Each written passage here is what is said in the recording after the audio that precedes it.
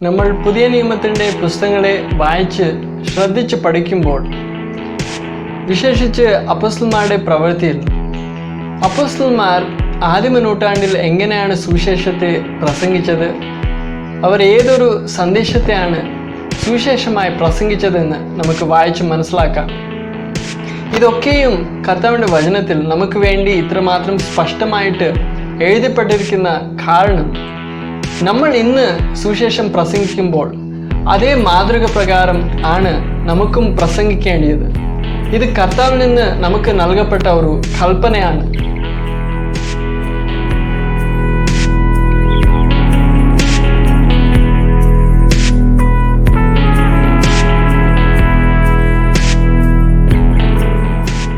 പുതിയ നിയമ ദൈവസഭയെ നമ്മൾ ശ്രദ്ധിക്കുമ്പോൾ അതിൻ്റെ തുടക്കം തന്നെ സുവിശേഷത്തിൻ്റെ പ്രഘോഷണത്തിൽ നിന്നാണ്. ഇതിനെക്കുറിച്ച് ദൈവവചനത്തിൽ വളരെ സ്പഷ്ടമായിട്ട് വായിച്ച് മനസ്സിലാക്കുവാൻ കഴിയും. ദൈവവചനത്തിൽ നിന്ന് ഒരു വാക്യം വായിക്കുവാൻ. മർക്കോസ് എഴുതിയ സുവിശേഷം 16-ാമത്തെ അധ്യായം 15-ാമത്തെ വാക്യം. പിന്നെ അവൻ അവരോട്, നിങ്ങൾ ഭൂലോകത്തിലൊക്കെയും പോയി സകല സൃഷ്ടിയോടും സുവിശേഷം പ്രസംഗിപ്പിൻ. ഇവിടെ കർത്താവ് യേശു ക്രിസ്തു തൻ്റെ മൃത്യുവിൻ്റെ ശേഷം, തൻ്റെ മരണത്തിൻ്റെ ശേഷം, 3-ാം നാൾ എഴുന്നേറ്റ ശേഷം, സ്വർഗാരോഹണത്തിൻ്റെ മുമ്പ് തൻ്റെ ശിഷ്യന്മാരോട് ഈ വാക്കുകൾ പറയുകയാണ്, ഒരു കൽപ്പന നൽകുകയാണ്. നിങ്ങൾ എല്ലായിടത്തും പോയി സുവിശേഷം പ്രസംഗിപ്പിൻ.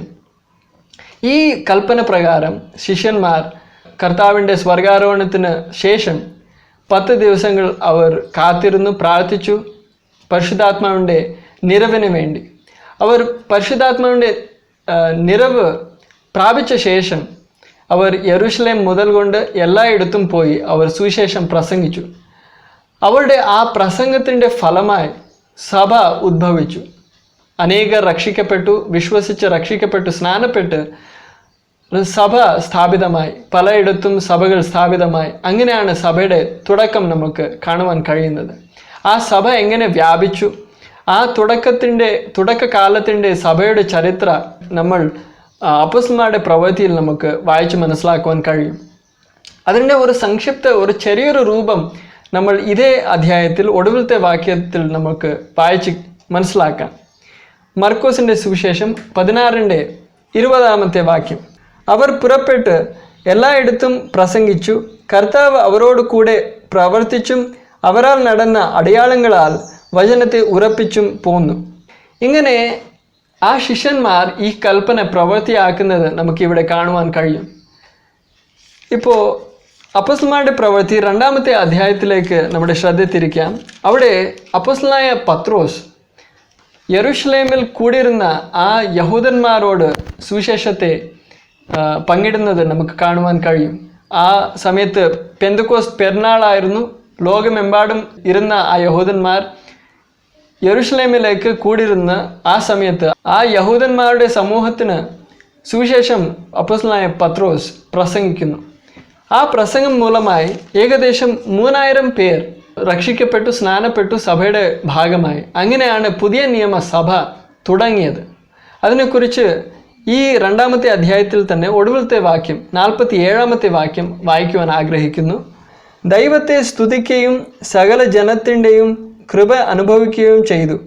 കർത്താവ് രക്ഷിക്കപ്പെടുന്നവരെ ദിനം പ്രതി സഭയോട് ചേർത്തുകൊണ്ടിരുന്നു. അവിടെ നമ്മൾ വായിക്കുന്നത് സഭ. ആ പദം അപ്പോസ്തലന്മാരുടെ പ്രവൃത്തിയിൽ ആദ്യത്തെ പ്രാവശ്യം കാണുവാൻ സാധിക്കുന്നത് ഇവിടെയാണ്. അതിന് മുമ്പ് ശിഷ്യന്മാർ ഇല്ലെങ്കിൽ സഹോദരന്മാർ എന്ന് വായിക്കുവാൻ സാധിക്കും. അതിനർത്ഥം സുവിശേഷത്തിൻ്റെ പ്രഘോഷണത്തിൻ്റെ മൂലമാണ് സഭ ഉദ്ഭവിച്ചത്. അതിനു മുമ്പ് സഭയില്ല. സഭ ഇവിടെയാണ് കാണുന്നത്. അതിനു മുമ്പ് ഒരു ഉദാഹരണത്തിന് വേണ്ടി അപ്പോസ്തലന്മാരുടെ പ്രവൃത്തിയിൽ തന്നെ 1-ാമത്തെ അധ്യായം 15-ാമത്തെ വാക്യത്തിൽ വായിക്കുന്നത്, ആ കാലത്ത് ഏകദേശം 120 പേരുള്ള ഒരു സംഘം കൂടിയിരിക്കുമ്പോൾ പത്രോസ് സഹോദരന്മാരുടെ നടുവിൽ എഴുന്നേറ്റ് നിന്ന് പറഞ്ഞത്. ഇവിടെ സഹോദരന്മാർ ഇല്ലെങ്കിൽ 120 പേർ ഉള്ള ഒരു കൂട്ടം, ഒരു സംഘം. എന്നാൽ സഭ എന്ന ഈ പദം ഉപയോഗിക്കപ്പെടുന്നത് ആദ്യത്തെ പ്രാവശ്യം ഇവിടെയാണ്. അപ്പോസ്തലന്മാരുടെ പ്രവൃത്തിയിൽ. വേറെ ഒരു സ്ഥലത്തുണ്ട്, മത്തായിലുമുണ്ട്. എന്നാൽ അപ്പോസ്തലന്മാരുടെ പ്രവൃത്തിയിൽ ആദ്യത്തെ പ്രാവശ്യം ഇവിടെയാണ് നമ്മൾ കാണുവാൻ കഴിയുന്നത്. അങ്ങനെ സഭ, പുതിയ നിയമത്തിൻ്റെ സഭ ഉദ്ഭവിച്ചത് സുവിശേഷത്തിൻ്റെ പ്രഘോഷണത്തിൽ നിന്നാണ്. യെരൂശലേമിലുള്ള സഭ മാത്രമല്ല, ആ സഭ ആ സമയത്തിൽ നിന്ന് ഇന്ന് വരെയുള്ള എല്ലായിടത്തും ചെതറി വസിക്കുന്ന ദൈവസഭ, ആ ഒരു സഭ, പുതിയ നിയമത്തിൻ്റെ സഭ, കർത്താവായ യേശു ക്രിസ്തുവിൻ്റെ സഭ ഉദ്ഭവിച്ചത് സുവിശേഷത്തിൻ്റെ പ്രഘോഷണത്തിൽ നിന്നാണ്. അതല്ലാതെ പലയിടത്തുമുള്ള സഭകൾ എന്ന് ദൈവവചനത്തിൽ നമുക്ക് വായിക്കുവാൻ സാധിക്കും. വെളിപ്പാടിൻ്റെ പുസ്തകത്തിൽ നമ്മൾ 7 സഭകളുടെ കുറിച്ച് വായിക്കുന്നു. അതല്ലാതെ എഫെസോസിലുള്ള സഭ, റോമിലുള്ള സഭ, കൊരിന്തിലുള്ള സഭ, ഫിലിപ്പിയിലുള്ള സഭ, ഇങ്ങനെ പല സഭകളുടെ കുറിച്ച് നമുക്ക് വായിക്കുവാൻ സാധിക്കും. ആ സഭകളും സ്ഥാപിതമായത് സുവിശേഷം മൂലമാണ്. അതിനെക്കുറിച്ച് നമ്മൾ ശ്രദ്ധിക്കുമ്പോൾ കൊരിന്തിലുള്ള സഭയെ ഉദാഹരണമാക്കിക്കൊണ്ട് ഒരു വാക്യം വായിക്കാം. 1 കൊരിന്ത്യർ 1-ാമത്തെ അധ്യായം 1-ാമത്തെ വാക്യം. ദൈവിഷ്ടത്താൽ ക്രിസ്തേശുവിൻ്റെ അപ്പോസ്തലനായി വിളിക്കപ്പെട്ട പൗലോസും സഹോദരനായ സോസ്തെനേസും കൊരിന്തിലുള്ള ദൈവസഭയ്ക്ക് എന്ന് നമ്മളിവിടെ വായിക്കുന്നു. ഈ കൊരിന്തിലുള്ള ദൈവസഭ എങ്ങനെയാണ് ഉദ്ഭവിച്ചതെന്ന് നമുക്ക് അപ്പോസ്തലന്മാരുടെ പ്രവൃത്തി 18-ാമത്തെ അധ്യായത്തിൽ നമുക്ക് വായിച്ച് മനസ്സിലാക്കുവാൻ കഴിയും. അപ്പോസ്തലന്മാരുടെ പ്രവൃത്തി 18-ാമത്തെ അധ്യായത്തിൽ അതിൽ ചില വാക്യങ്ങൾ നമ്മൾ വായിക്കാം. 1-ാമത്തെ വാക്യത്തിൽ, അനന്തരം അവൻ അഥേന വിട്ട് കൊരിന്തിൽ ചെന്നു. ഇവിടെ നമ്മൾ കാണുവാൻ സാധിക്കുന്നത് അപ്പോസ്തലനായ പൗലോസാണ്. അപ്പോസ്തലനായ പൗലോസ് പലയിടത്തും പ്രയാണിച്ച് സുവിശേഷം പ്രസംഗിക്കുകയാണ്. അഥേനയിൽ അങ്ങനെ പ്രസംഗിച്ച ശേഷം അവൻ അഥേനയിൽ നിന്ന് പുറപ്പെട്ട് കൊരിന്തിൽ ചെല്ലുകയാണ്. കൊരിന്ത് പട്ടണത്തിൽ ചെന്ന് അവിടെയും സുവിശേഷത്തെ പ്രസംഗിക്കുന്നത് നമുക്ക് കാണുവാൻ കഴിയും. 4ഉം 5ഉം വായിക്കുമ്പോൾ അവിടെ വായിക്കുന്നത്, എന്നാൽ സബ്ബത്ത് തോറും അവൻ പള്ളിയിൽ സംവാദിച്ച് യഹൂദന്മാരെയും യവനന്മാരെയും സമ്മതിപ്പിച്ചു. സീലാസും തിമോത്തിയോസും മക്കതോനിയയിൽ നിന്ന് വന്നാരെ പൗലോസ് വചനഘോഷണത്തിൽ ശുഷ്കാന്തി പൂണ്ട് യേശു തന്നെ ക്രിസ്തു എന്ന് യഹൂദന്മാർക്ക് സാക്ഷീകരിച്ചു. പൗലോസിന് ഒരു പതിവായിരുന്നു എല്ലായിടത്തും പോകുമ്പോൾ അവിടെയുള്ള പള്ളികളിൽ, യഹൂദന്മാരുടെ പള്ളികളിൽ ചെന്ന് എല്ലാ ശനിയാഴ്ച സബ്ബത്ത് ദിവസം യഹൂദന്മാർ അവിടെ കൂടി വരുമായിരുന്നു, വചനത്തെ കേൾക്കുവാൻ, അതല്ലാതെ പ്രാർത്ഥിക്കുവാൻ, ആരാധിക്കുവാൻ, അവരോട് സുവിശേഷത്തെ പങ്കിടുമായിരുന്നു. പൗലോസ് പഴയ നിയമ വചനങ്ങളെ എടുത്ത്, വാഗ്ദാനങ്ങളെ എടുത്ത്, മശിഹയുടെ വാഗ്ദാനം നസ്രയനായ യേശുവിലാണ് നിറവേറിയത് എന്ന് സ്ഥാപിക്കുമായിരുന്നു. അങ്ങനെ കർത്താവ് യേശു ക്രിസ്തുവിൻ്റെ സുവിശേഷത്തെ അവരോട് പങ്കിടുമായിരുന്നു. അങ്ങനെ തന്നെയാണ് കൊരിന്തിലും പൗലോസ് ഇങ്ങനെ ചെയ്യുന്നത്. അങ്ങനെ പൗലോസ് ഇങ്ങനെ സുവിശേഷത്തെ പ്രസംഗിക്കുമ്പോൾ അതിൻ്റെ ഫലമായി പലരും സുവിശേഷത്തെ കർത്താവിൽ വിശ്വസിച്ച് സ്നാനപ്പെട്ട് അങ്ങനെ കൊരിന്ത് പട്ടണത്തിൽ ദൈവസഭ സ്ഥാപിതമായി. അതിനെക്കുറിച്ച് 8-ാമത്തെ വാക്യത്തിൽ നമുക്ക് വായിക്കുവാൻ കഴിയും. പള്ളിപ്രമാണിയായ ക്രിസ്പോസ് തൻ്റെ സകല കുടുംബത്തോടും കൂടെ കർത്താവിൽ വിശ്വസിച്ചു. കൊരിന്ത്യരിൽ അനേകർ വചനം കേട്ട് വിശ്വസിച്ച് സ്നാനമേറ്റ്. ഇവിടെ നമ്മൾ വായിക്കുന്നത് ആ സുവിശേഷ പ്രഘോഷണത്തിൻ്റെ ഫലമായി അനേകർ വിശ്വസിച്ച് സ്നാനമേറ്റ് സഭയുടെ ഭാഗമായി. അങ്ങനെയാണ് കൊരിന്തിലുള്ള ആ സഭ തുടങ്ങിയത്. അങ്ങനെ എല്ലായിടത്തും സഭ സ്ഥാപിക്കപ്പെട്ടത് സുവിശേഷത്തിൻ്റെ പ്രഘോഷണത്തിൻ്റെ മൂലമാണ്. അതല്ലാതെ ഓരോരു വ്യക്തിയും രക്ഷിക്കപ്പെടുന്നതും സഭയുടെ ഭാഗമാകുന്നതും സുവിശേഷം മൂലം മാത്രമാണ്. അതിനെക്കുറിച്ച് 2 വാക്യഭാഗങ്ങൾ ഞാൻ വായിക്കുവാൻ ആഗ്രഹിക്കുന്നു. റോമർക്ക് എഴുതിയ ലേഖനം, റോമാലേഖനം 1-ാമത്തെ അധ്യായം 16-ാമത്തെ വാക്യം. സുവിശേഷത്തെക്കുറിച്ച് എനിക്ക് ലജ്ജയില്ല.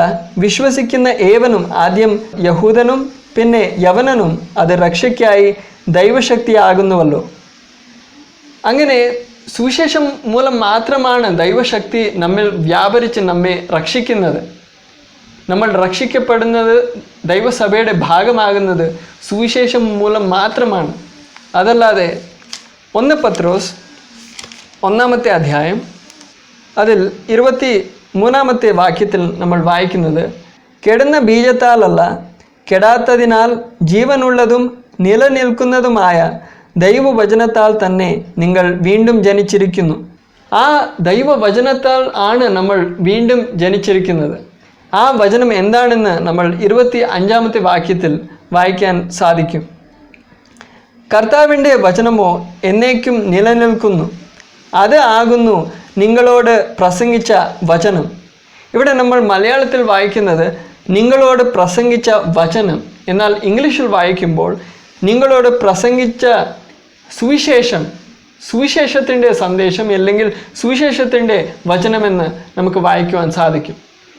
അപ്പോൾ നമ്മൾ സുവിശേഷം കേട്ടിട്ടാണ് നമ്മൾ രക്ഷിക്കപ്പെട്ടത്, വീണ്ടും ജനിച്ചത്. സദൃശവാക്യങ്ങളോ വേറെ ചരിത്രത്തിൻ്റെ കാര്യങ്ങളോ നമ്മൾ വായിച്ച് പ്രസംഗിക്കപ്പെട്ട് നമ്മൾ കേട്ടിട്ട് നമ്മൾ വിശ്വസിച്ച് രക്ഷിക്കപ്പെട്ടതല്ല. നമ്മൾ കർത്താവ് യേശു ക്രിസ്തുവിനെ കുറിച്ചുള്ള ആ സുവിശേഷത്തിൻ്റെ ആ സന്ദേശം കേട്ടിട്ടാണ് നമ്മൾ രക്ഷിക്കപ്പെട്ടത്, വീണ്ടും ജനിച്ചത്. അങ്ങനെയാണ് നമ്മൾ സഭയുടെ ഭാഗമായത്. അങ്ങനെ ഇരിക്കുമ്പോൾ നമ്മൾ ഇന്ന് സുവിശേഷം പ്രസംഗിക്കുമ്പോൾ നമ്മൾ വേലക്കാരും ആയിരിക്കാം, ഇല്ലെങ്കിൽ സാധാരണ വിശ്വാസികളുമായിരിക്കാം. നമ്മൾ ഏവരും സുവിശേഷം പങ്കിടുന്നവരാണ്. അങ്ങനെ സുവിശേഷം പങ്കിടുമ്പോൾ നമ്മൾ ഇതേ മാതൃക പ്രകാരമായിരിക്കണം. അപ്പോസ്തലന്മാർ എങ്ങനെയാണ് സുവിശേഷം പങ്കിട്ടത്, പ്രസംഗിച്ചത്, അവർ ഏതൊരു സന്ദേശമാണ് പ്രസംഗിച്ചത്, അതേ സന്ദേശമായിരിക്കണം നമ്മളും പ്രസംഗിക്കുന്നത്. അതിൽ നിന്ന് ഇടത്തോട്ടോ വലത്തോട്ടോ നമ്മൾ മാറുമ്പോൾ നമ്മൾ തെറ്റായ ഒരു മാർഗത്തിലേക്ക് തിരികെയാണ്. അങ്ങനെ ഇരിക്കുമ്പോൾ നമ്മൾ വചനം നമ്മൾ പഠിക്കണം. അപ്പോസ്തലന്മാരുടെ പ്രവൃത്തി, പുതിയ നിയമം, ആ ഉപദേശം നമ്മൾ പഠിക്കണം. സുവിശേഷം എന്താണ്, അവർ പ്രസംഗിച്ച സുവിശേഷം എന്താണ്. അങ്ങനെ നമ്മൾ പഠിക്കുമ്പോൾ അവർ പ്രസംഗിച്ച എല്ലാ പ്രസംഗങ്ങളുടെ പൂർത്തി നമുക്ക് കാണുവാൻ കഴിയുന്നില്ല. ചില അധ്യായങ്ങൾ നമുക്ക് വായിച്ച് മനസ്സിലാക്കാം, ചില വാക്യങ്ങൾ ഉണ്ട്, എന്നാൽ മുഴു പ്രസംഗങ്ങൾ നമ്മുടെ കയ്യിൽ എഴുത്തിലില്ല. എന്നാൽ ഈ കാര്യങ്ങളെല്ലാം ദൈവവചനത്തിൽ നിന്ന് പഠിക്കുമ്പോൾ അവരെന്താണ് പ്രസംഗിച്ചത്, മുഖ്യമായ അംശങ്ങൾ എന്തായിരുന്നു, സാരാംശം എന്തായിരുന്നു, ഏതിലേക്കാണ് അവർ ജനങ്ങളെ ആകർഷിച്ചുകൊണ്ടിരുന്നതെന്ന് നമുക്ക് വായിച്ച് മനസ്സിലാക്കുവാൻ കഴിയും. അതേ മാതൃകയാണ് നമ്മൾ പിൻപറ്റേണ്ടത്. അവർ ഏതിലേക്കാണ്, ഏത് വിഷയത്തിലേക്കാണ്, ഏതാണ് സാരാംശമായി സുവിശേഷത്തിലെ കാണുവാൻ കഴിയുന്നത്, അതായിരിക്കണം നമ്മുടെ സന്ദേശത്തിലും. അതിൽ നിന്ന് നമ്മൾ ഇടത്തോട്ടോ വലത്തോട്ടോ മാറുമ്പോൾ നമ്മൾ വചനത്തിൻ്റെ മാതൃക വിടുകയാണ്. അങ്ങനെ നമ്മൾ ചെയ്യാൻ പാടില്ല.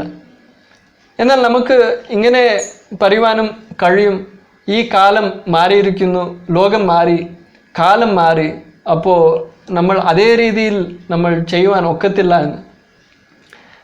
എന്നാൽ ഒരു കാര്യം നമുക്ക് മനസ്സിലാക്കണം, പൗലോസ് സുവിശേഷം പ്രസംഗിക്കുമ്പോൾ, യഹൂദന്മാരോട് പ്രസംഗിക്കുമ്പോൾ, യഹൂദന്മാർക്ക് ദൈവവചനം അറിയാം, പഴയ നിയമം അവരുടെ കയ്യിലുണ്ട്. അതുകൊണ്ട് പഴയ നിയമത്തിലുള്ള പ്രവചനങ്ങളെ എടുത്ത് മശിഹ എന്ന് പറയുമ്പോൾ ആ മശിഹ നസ്രയനായ യേശു ക്രിസ്തു തന്നെയാണെന്ന് സ്ഥാപിക്കുമായിരുന്നു. അങ്ങനെയാണ് സുവിശേഷം യഹൂദന്മാരോട് കൂടെ പങ്കിട്ടുകൊണ്ടിരുന്നത്. അതല്ലാതെ അന്യജാതികളോട് സുവിശേഷം അറിയിക്കുമ്പോൾ അങ്ങനെയല്ല പൗലോസ് അറിയിച്ചത്. വേറൊരു രീതിയിൽ, അവർക്ക് മനസ്സിലാകുന്ന രീതിയിൽ സുവിശേഷം പ്രസംഗിച്ചു. എന്നാൽ അതൊരു വേറൊരു സന്ദേശമല്ല, ആ സന്ദേശം അതേ തന്നെയാണ്. അങ്ങനെ തന്നെ നമ്മളും പ്രസംഗിക്കുമ്പോൾ തീർച്ചയായിട്ടും ആ വ്യക്തി എത്രമാത്രം മനസ്സിലാക്കുവാൻ സാധിക്കും, സാമർഥ്യമുണ്ട്, അതിന് തക്കവണ്ണം നമ്മൾ സുവിശേഷം പങ്കിടാം, അതിന് ഒരു തെറ്റുമില്ല. എന്നാൽ സന്ദേശം മാറരുത്.